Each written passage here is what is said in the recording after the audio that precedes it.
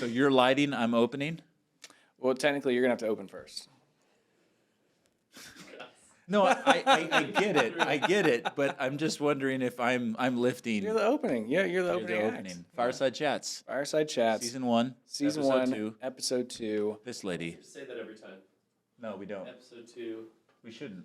No, really welcome dumb. to Fireside. Yeah, What if you I end up- was going to what say if it's you end dumb up shooting too. one, and I'm in the process of editing it, and you're like, we gotta get this other one done real quick, and this one's gotta go up sooner, and then that's episode 3, but... Both of our fans. But now the- think about these things. Yeah. Yeah. Both of our fans are going to be very confused if that happens. They're going to be very. Here's what we'll do. I'll email your mom. This is good. My parents are not going to know what to think if it's out of order. I'm so confused. Yeah. Jason, I cannot find episode 2. My- I cannot find episode 2. I was up all night. At least 1 or 2 text messages. Oh. I looked through both your videos. I don't see it. There's 1. There's 3. First 2. Next.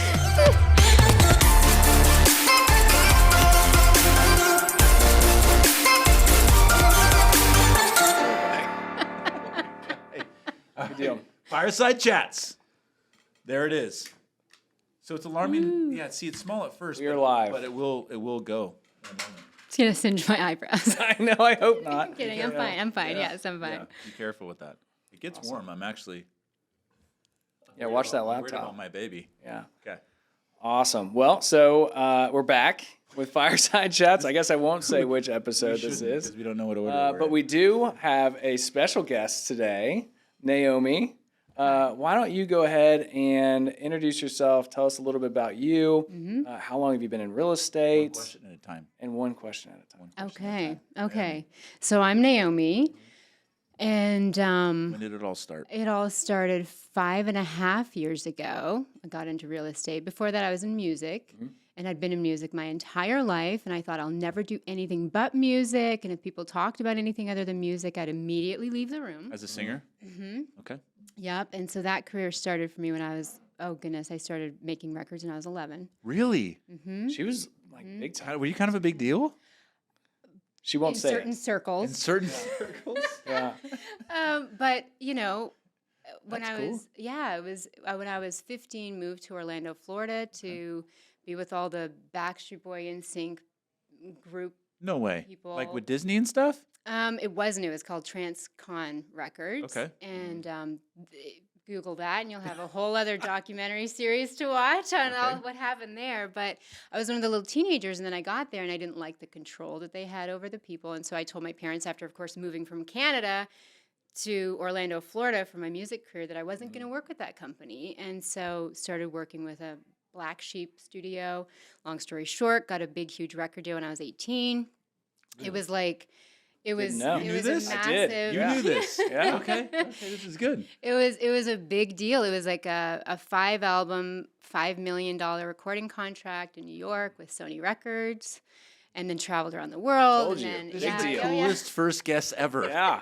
Like, who's going to beat this one? It's tough. Yes. Yeah. Oh Okay. goodness! So then, but I had this whole career that was a lot of highs and a lot of lows, and so And planned out at a very early age. I've always been a planner, big time. Yeah. And so I went from that point to making this big, huge record to the whole industry crashing and really kind of going downhill. 9/11 happened. Okay. And so the music industry essentially shifted, and I got lost in the shuffle and then started going around different labels, and then worked with another label, moved to California, and then worked with Carlos Santana, who was supposed to be, so...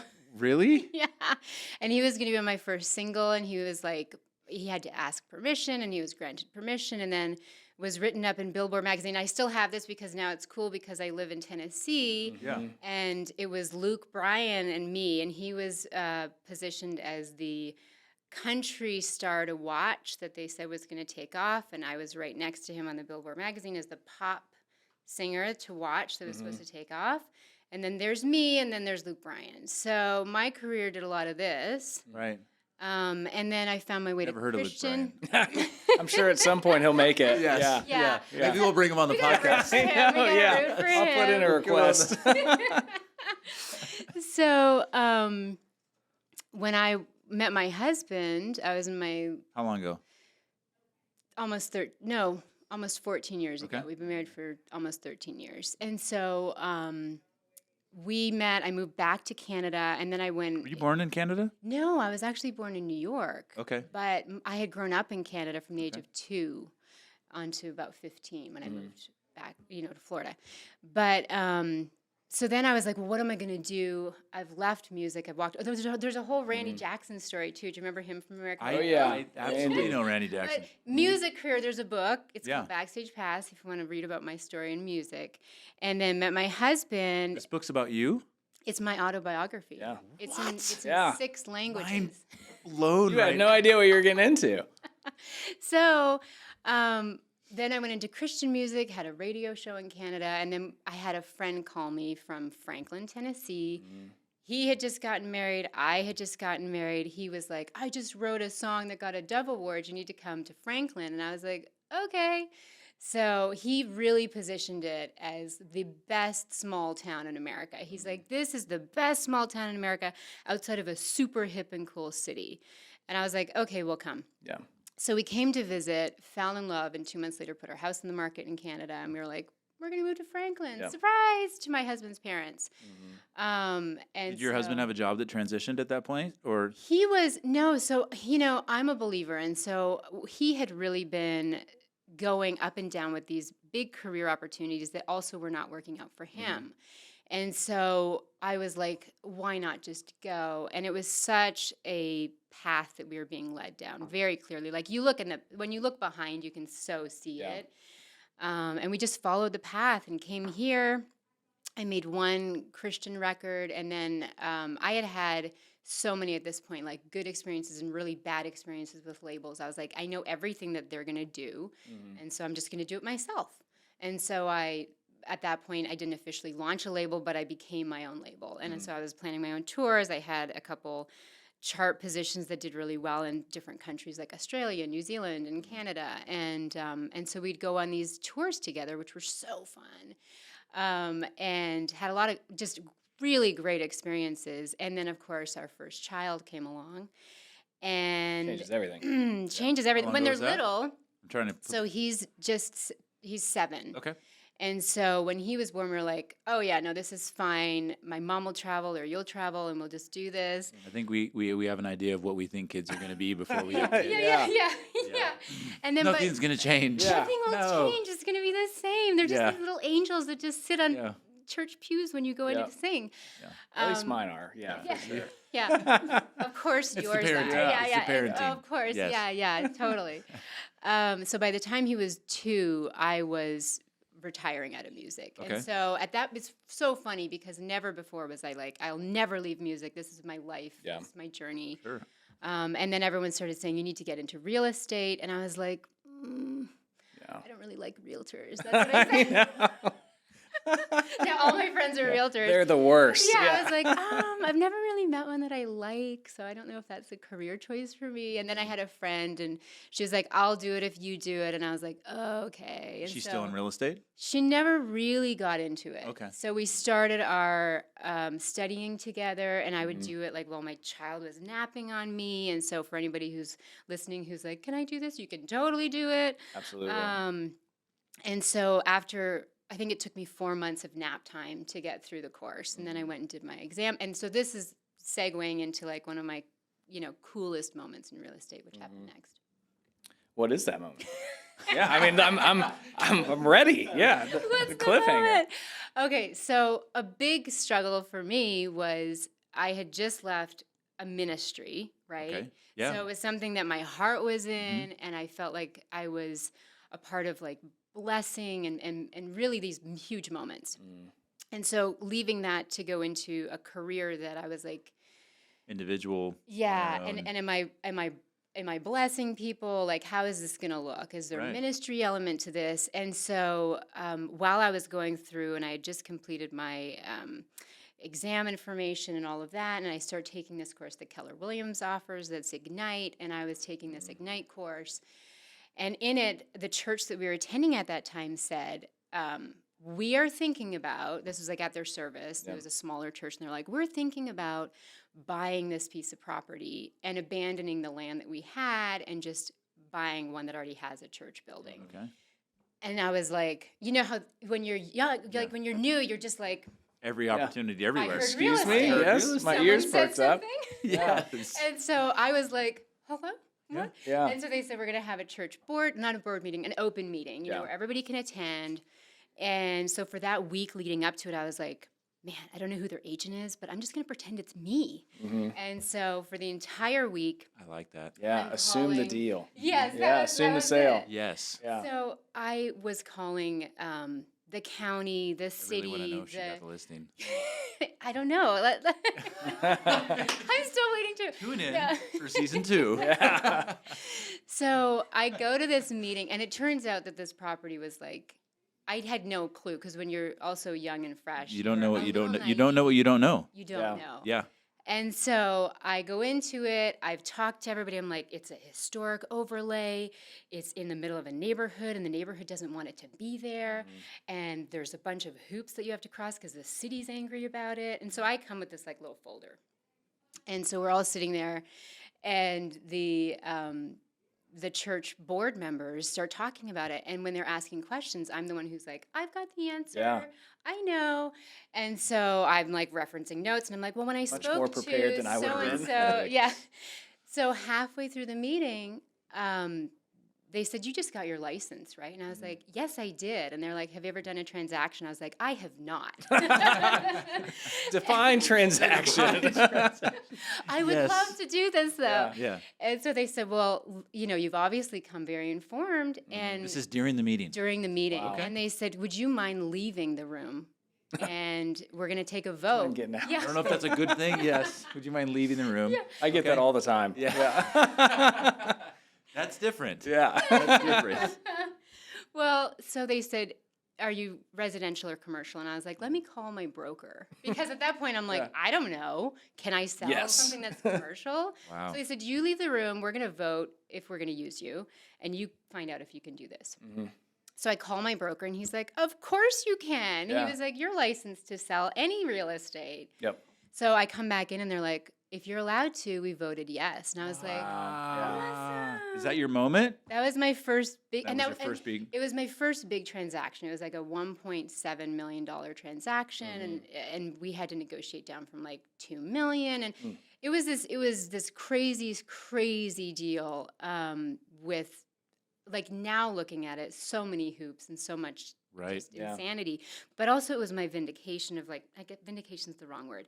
It was my blessing moment where I saw it from, I was leaving ministry, Right. and my first transaction was going to be helping a church buy a church Oh, that's property. cool. And so I was like, okay, I'm meant to do this. We can do this. I can do this. Yeah. That's awesome. That's so cool. Rad. Yeah. Yeah. And that was 5 years ago. 5.5 years. Yeah, well, actually, it was 5 years ago. Yeah, because it Yeah. took a couple months to get there. So you jump in, you have that kind of success. How do you find the next one? The next one's also a good story. Is it? Yes. I'm ready. Okay. Oh my goodness. I asked. Yeah. Yeah. So remember Because the I'm curious, like that's like the pinnacle, right? Like Yeah. how quickly Yes. does that come? That happens. It's 1.7 probably a million. decent check. yeah, it was And so where do you go from there? it was amazing because I was going on the very last tour that we had scheduled. It was the closeout tour in New Zealand, and so Okay. this was closing as we were leaving. And Okay. then when I came back, they said, "Remember that piece of land that we were going to build our church on? Mhm. Can you sell it for us?" And I was Okay. like, "Okay, cool. Yeah, I can do that." So it was this piece of land. Again, I'm like super excited. This is great. I've heard some stuff about this section of Franklin going on. So I call, my first calls are always to the city, the county, like, let's get some information. And so they tell me that there was this vote that was coming up on annexing this portion that this land taking that they it? owned. Yes, exactly, taking it into the city limits. And I was like, interesting, because that would change the value. And then they said it also has a commercial overlay, not just an institutional, which would be for a church. Yeah. And so they said the person to call is actually one of the neighbors who's also a county commissioner. And so I was like, awesome. So I look him up. They didn't give me his contact, obviously. And so I'm like Googling, I'm like, how do I find this person? Do I just show up at his door? Tax Like, records. yeah, Hey, man. So You don't know me, Yeah. but here I am. Yeah. And we're going to be great friends. So I left a message for him, and I was like, he's never going to call me back. A day later, I get a call, and I start telling him about this property, and then he says, I might have a buyer for you. And so it was a really wild experience where he connected this buyer who bought it as this commercial property because it's the only commercial spot in this very popular section where a lot of growth is happening. But Tennessee changed some rules right when we were putting this together that you cannot annex by like an eminent domain type of deal land. You have to get the residents' permission. Okay. And so it went from we're going to take this What a learning and bring experience. it in in. the First 2 transactions. Yes, yeah. Totally normal. Right? Yeah. Every real estate story starts with this. Yeah. Yes. And so they made the offer based on it's getting annexed. Yeah. And then you have to go to They work signed it, no contingencies. because the value was going to be higher with the annexing. It was double. Yeah. Okay. It was double. Okay. And so Would they have not bought it if it didn't happen?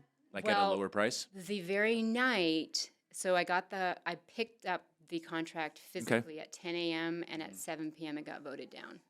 Ooh. Man. Okay. But we were locked in, and they bought it, and they still own it today, and That's rad. they're working it. Crazy. So it was Okay. wild. What a story. That's amazing. Two You know what I love about that is so you walked into that meeting as I'm listening to this. You walked into that meeting prepared, and I heard someone say this the other day, and I thought it was awesome. Is opportunities don't create people; people create opportunity, right? And if you wouldn't have been ready for that opportunity with all that information, you wouldn't have gotten that listing and then the next property. And Right. you were ready, like over prepared Over-prepared. for that. Yeah. And I think you just decide that you're going to be successful, right? You get your license, and you just decide you're going to be successful. And we were at our biggest convention of the year a month ago, and Molly Fletcher spoke, and she had talked about just assuming the deal, right? Of like, I'm going to make you tell me no. I'm going to come prepared. I'm going to bring value, and then I'm just going to assume that you're going to use me. And then, hey, if you tell me no, I see it as a not now, but assuming the deal. Yeah. Yes. Right. Well, and it's good. Also, it's good for me to hear the stories again because after you're in it and you're achieving a certain level of success, you do a little bit become complacent. And I don't know, like it's great to step back and go, no, remember that hunger, remember that just that confidence of this is mine, whether it is or it's not. I'm going to pretend like it is. Whereas sometimes when you have too much knowledge, it can harm you because you're seeing too many steps ahead. Yeah. And you're going, well, why would they hire me? I'm not commercial. This is going to go to some commercial agent. And you're going to talk yourself out of it because you know too much. Yep. So sometimes the ignorance alone is going to be the propelling factor of like, I'm going to do it because why wouldn't I do it? Yeah. Just the blind optimism. Yes. Absolutely. Yeah. Absolutely. I think we lose that along the way in a lot of things. Oh, yeah. It's a great lesson to get back to it. I love that. So how long you're in real estate now? Because we didn't get into this, Yeah. the success over the last few years. But how long have you been in real estate now? 5.5. 5.5 years. And then last year you were number 2 in the office. Is that right? Number 2 in the office. And there's quite a few agents here. Yeah. Only 400. Yeah.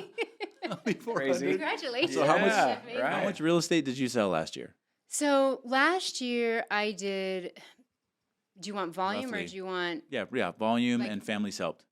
Okay, so I believe families helped were 54. Wow. 4 families 55? helped 5 years in. Single agent. Okay. So not, hey, I've got a team of 6 people that are leveraging everything out.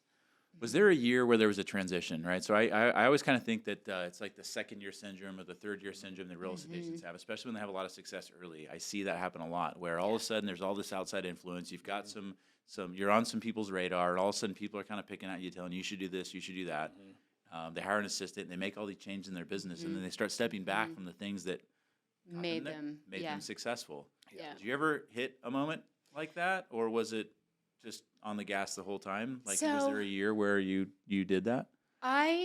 From the very beginning, because I went into it thinking I'm going to have more time for my kids. The part, yeah, Get the to make my roasting own will be easy. schedule. I'll make my own It's schedule. gonna be great. It's fine. People won't call me late in the evening. I love HGTV. Yeah. Why can't I do it all? Yeah. And so I had a goal from the beginning where I was like, I never want more than one transaction a month. And that was my goal. I was like, I just need one transaction a month. Simple. Simple. But then not realizing that every transaction takes approximately 4 to 6 months to get actually from conversation to closing. And so you might be closing one transaction per month, but you might be working several other deals. Right.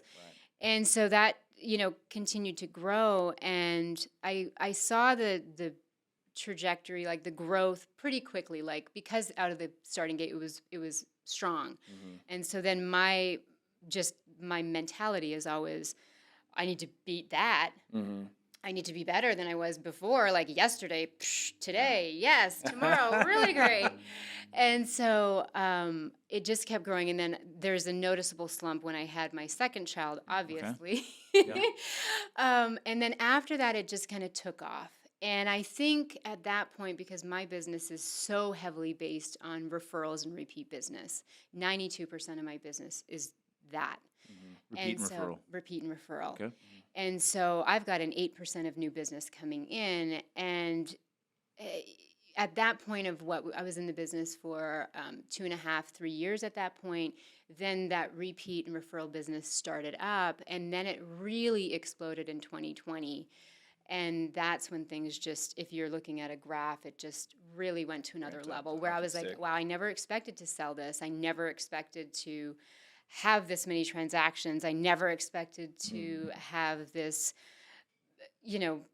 financial freedom and all of these sorts of things. And so that was wild. But the thing that I've always been, I never got into this for money. I remember it being like, well, if I can match the salary that I'm at now, but the problem with that is my mentality is very competitive against myself. Yeah.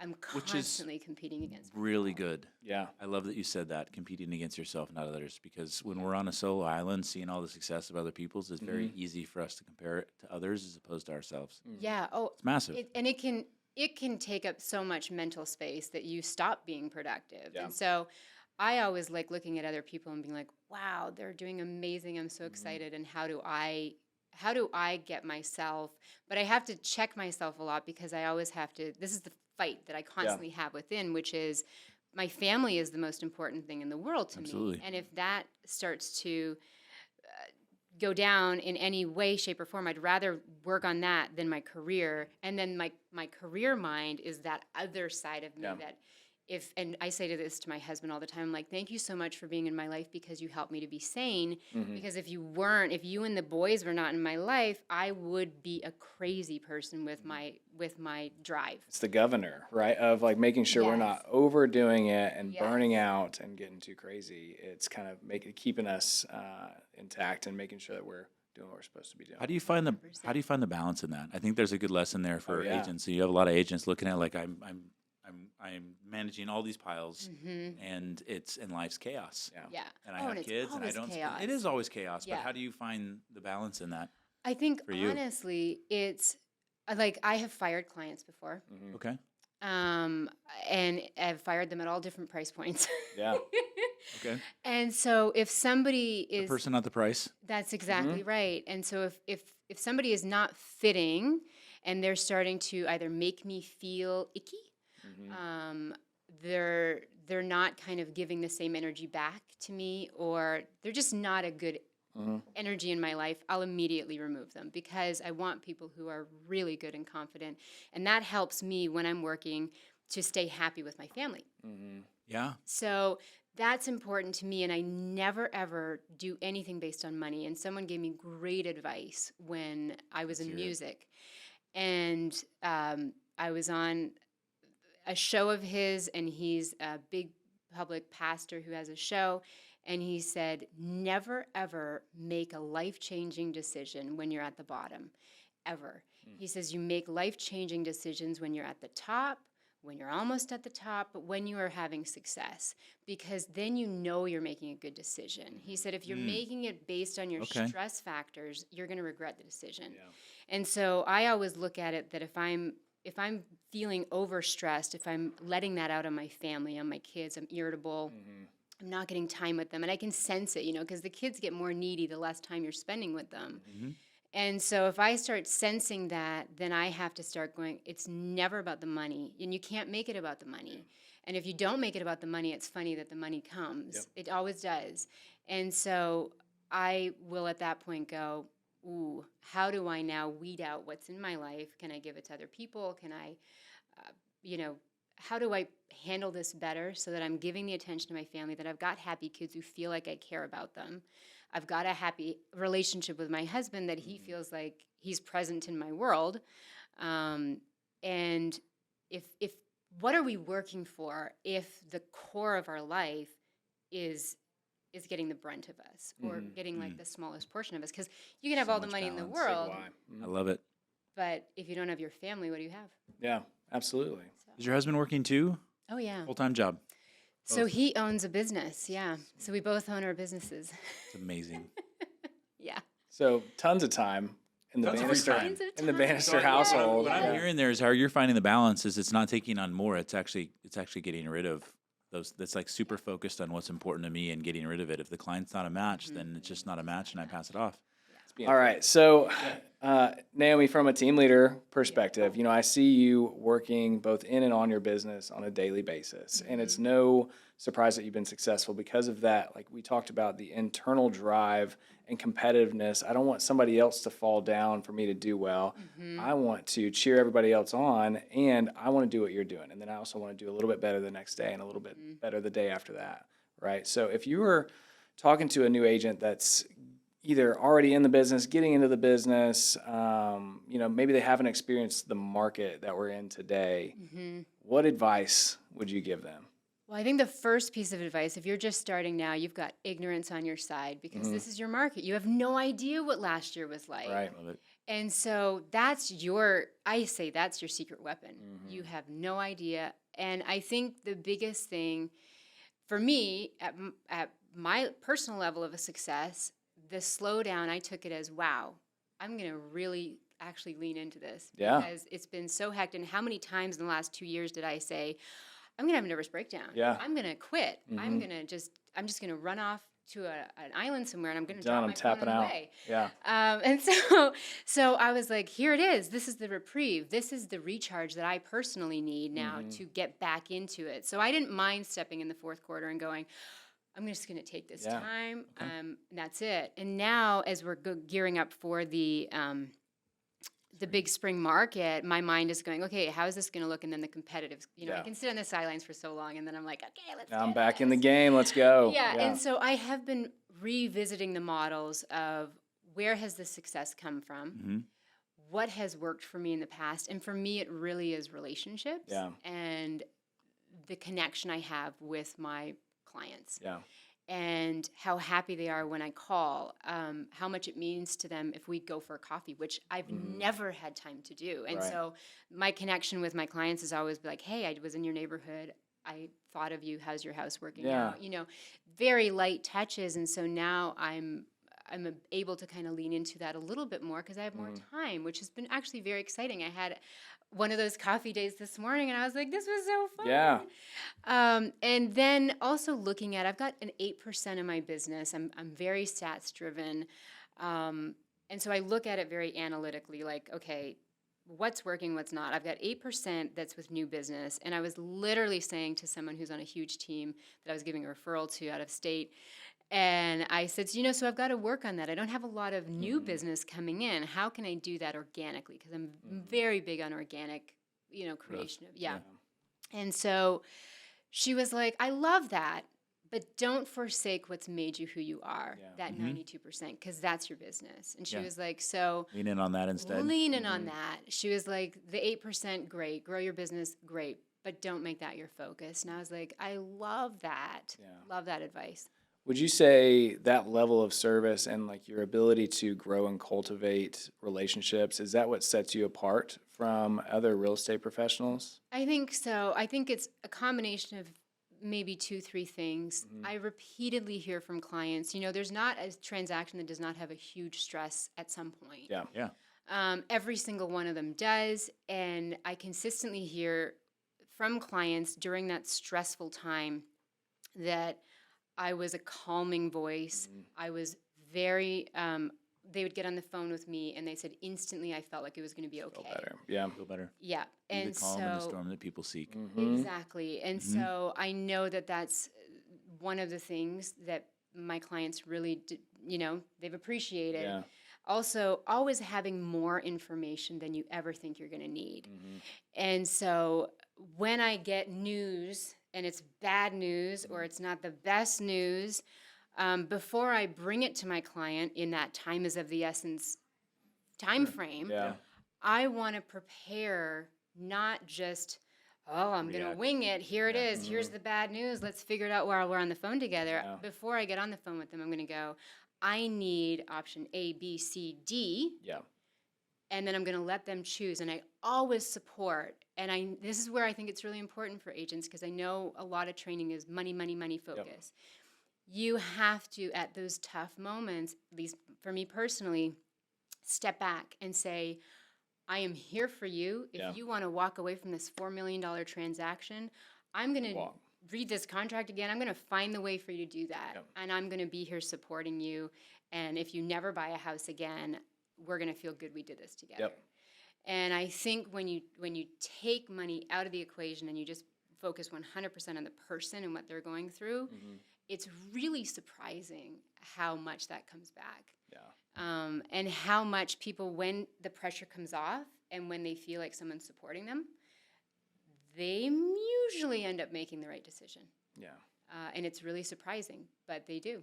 I love that you said this. On the lending side, it's an interesting thing that we see because I see clients with different agents a lot, like actually interacting with the clients. And how the clients are responding to things is often related to how the agent is responding to the same issue. They've been coached. Yes. And so they're either frantic and frustrated and concerned and like level 55, or they're like calm. And it's always based on how the agent's handling the situation.